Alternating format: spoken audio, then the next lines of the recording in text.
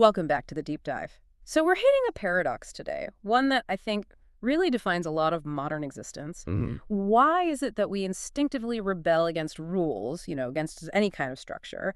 We're always chasing this idea of absolute freedom. But the moment we get it, The moment it disappears, we're completely lost, aimless, anxious, all of it. And that's according to this really diverse set of sources we've synthesized for you.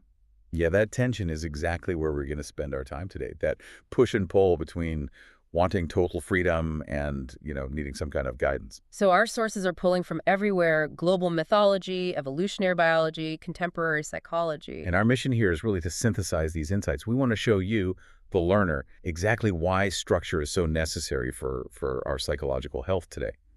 And why accepting that struggle, the struggle of just being, is maybe the only way to find real meaning.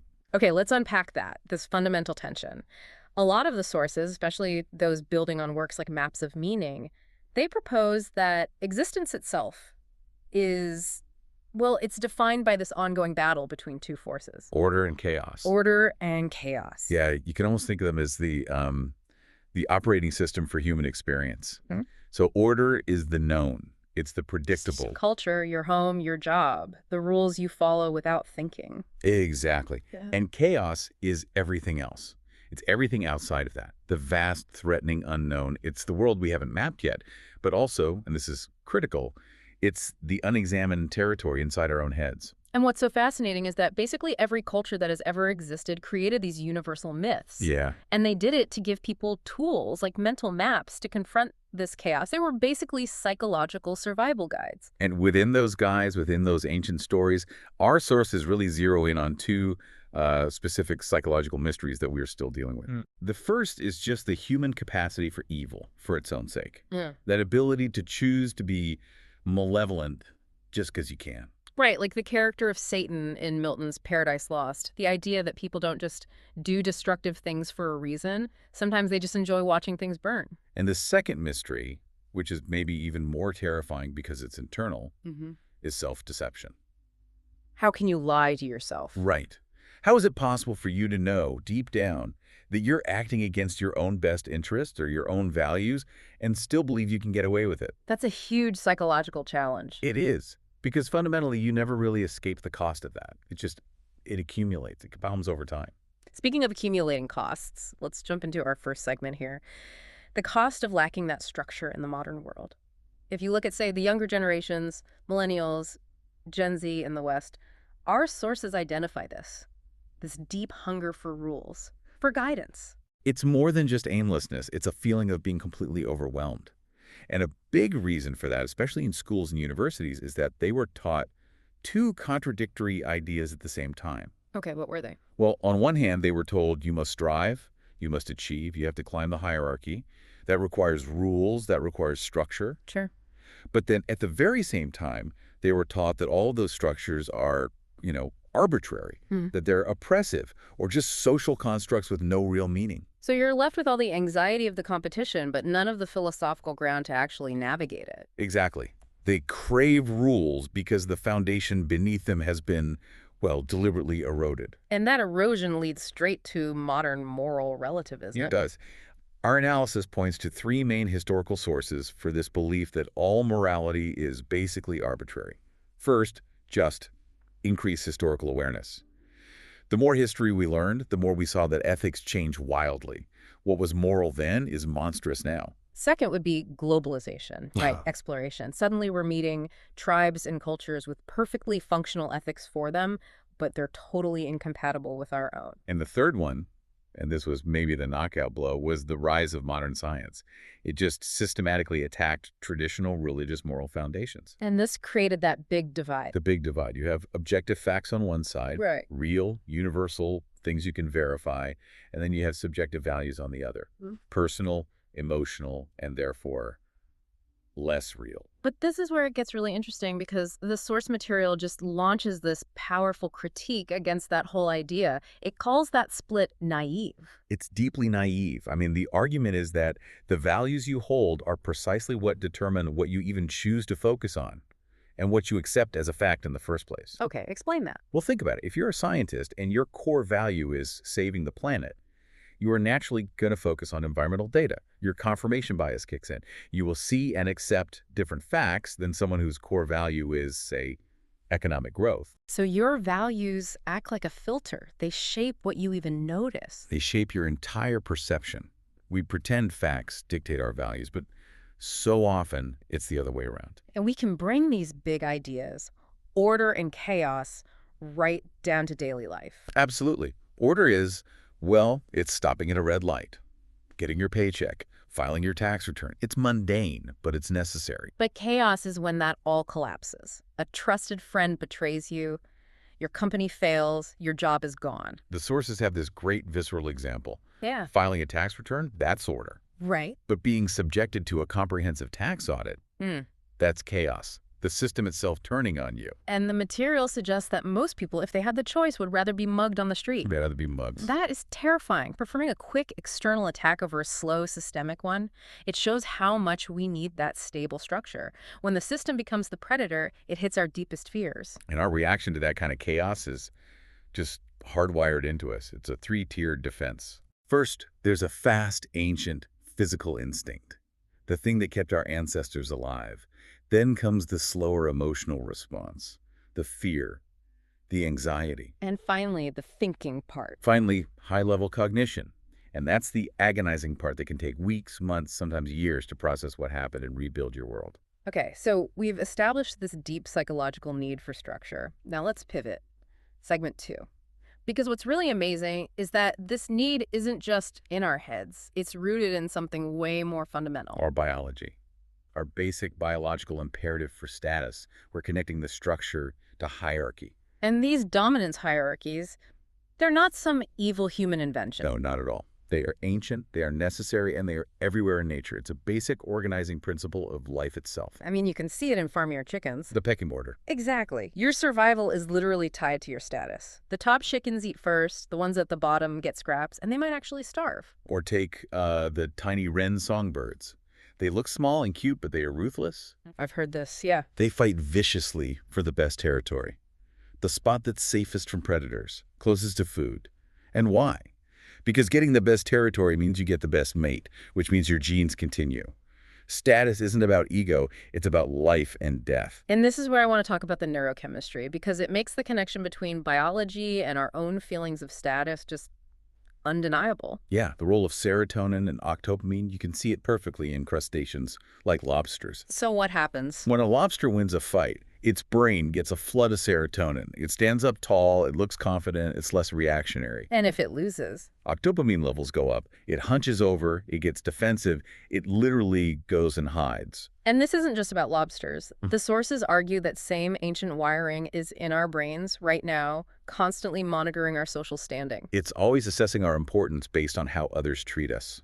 And if that assessment comes back low status, the brain actually limits the availability of serotonin. Which makes you anxious, stressed, hyper-reactive. And in a way, that's a necessary reaction. The brain is saying, you are in an emergency zone, be ready for attack, because that's what a low-status position is. And the consequences are just brutal.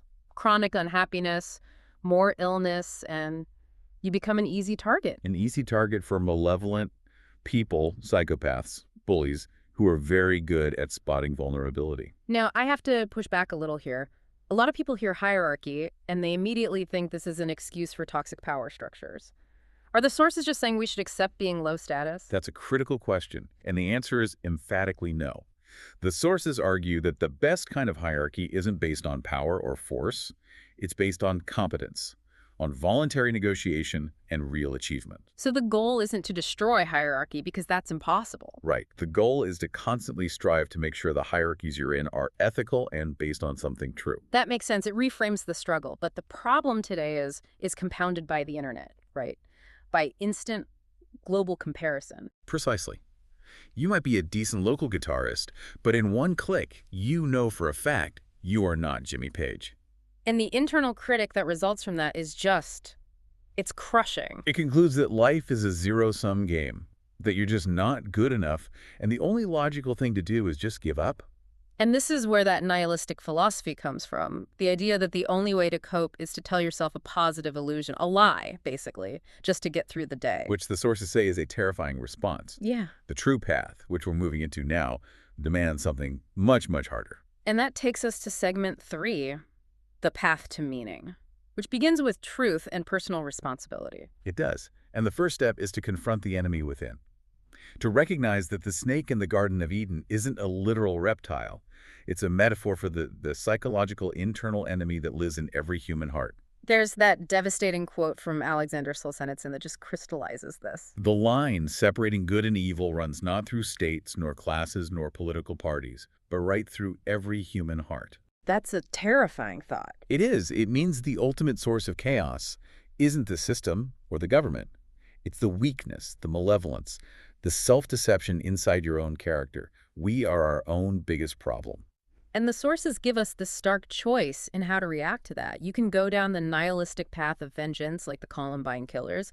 They saw themselves as victims and decided to destroy the unworthy people they blamed. They decided the system was evil, so they would answer with evil. Whoa. Or you can choose the path of transformation. Solzhenitsyn, suffering unimaginable horror in the Soviet Gulag, chose to look inward. He examined his own past failures, his own contributions to the mess, and he transformed himself. And that internal work led to the Gulag Archipelago. A book so powerful it intellectually destroyed the credibility of global communism. He faced the external horror by fixing the internal rot first. So the choice for you, the individual, is always meaning over convenience. Life is struggle. That's the deal. The convenient path is to follow your impulses, lie, cheat, steal, as long as you think you can get away with it. But the path of meaning requires you to accept the crushing responsibility of being.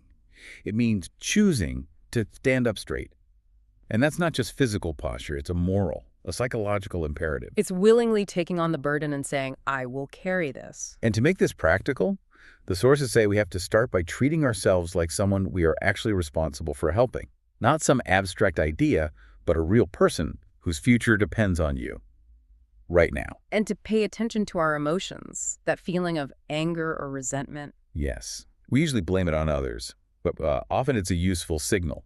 It's telling you that your integrity is being threatened and you need to take firm action to avoid becoming a victim. So what's the first practical step? It's actually pretty simple. You ask your inner critic, is there one small, chaotic thing in my life I could fix right now? Maybe it's a messy drawer, an unmade bed, a phone call you've been putting off. And when you voluntarily choose to confront that little piece of chaos, you gain proactive knowledge. You expand your little territory of order. You build competence. And that improves your status, your confidence, your serotonin. This is why focused consciousness is so vital. There's this memorable case study in the sources, a patient called Miss S. Oh, yeah. She was completely lost in chaos. And when she was asked for a resume for a job, she came back with a 50-page portfolio. 50 pages, bound in a folder with colored tabs. And it was filled with book summaries, dream analyses, sections called My Dreams. It was completely fragmented. She was desperately searching for a story to give her life meaning. But she couldn't see the one thing she needed to do, which is just create a simple professional document.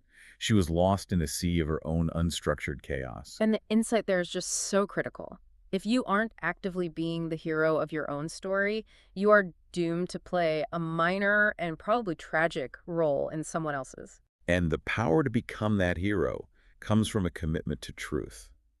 The sources suggest that if you make a voluntary commitment to stop lying, just stop even with your limited knowledge, that commitment itself starts to reorganize your reality. It creates new possibilities that were invisible before. Think of the laptop analogy. Your laptop isn't one object. It's a nexus of systems, the power grid, the factory, the software. When you set a clear, advanced, truthful goal, like I want a better life, your mind starts filtering the world differently. It starts seeing all the things that can help you or oppose you. That information was always there. It was always there, but you couldn't see it until you set the destination. This isn't magic. It's just the power of focused, truthful consciousness organizing chaos into a new, meaningful form of order. So, to synthesize the takeaways, the sources remind us that, yeah, existence is struggle. Hierarchy is a real, ancient thing. But you, the individual, have this unique power through your consciousness and your language to negotiate your place, to create meaning by choosing responsibility and truth over the convenience of lying to yourself. And our sources highlight this one tragic fact. So many people care more about their pets than they do about themselves. Yeah. Why? Because the innocent pet is seen as worthy of care. But the self, having made mistakes, is judged as fallen, as undeserving. Hmm. So here's the thought for you to carry forward, the central question for the learner. The problem isn't whether you deserve respect, it's how to earn it back. If you were to live and speak truthfully, you might start to walk with integrity again. You might begin to treat yourself and the world with the respect they deserve. And that leads to the ultimate question the sources force us to confront. What truth must you speak today to prevent a worse outcome tomorrow? In other words, what lie must you extinguish right now before the suffering it guarantees drags you even further down that endless descent?